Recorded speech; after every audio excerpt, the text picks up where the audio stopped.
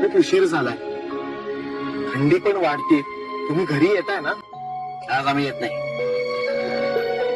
आज आम्ही इथेच थांबणार आहे. अरे हेच आमचं स्थान आहे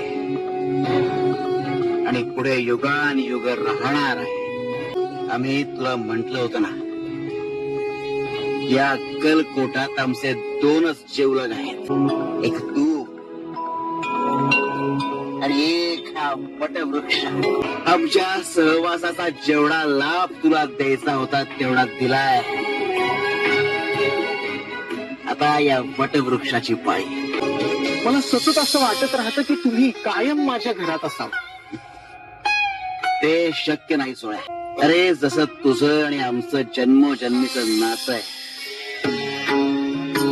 अगदी तसंच आमचं आणि या वटवृक्षाचंही जन्मोजन्मीचं नातं आहे.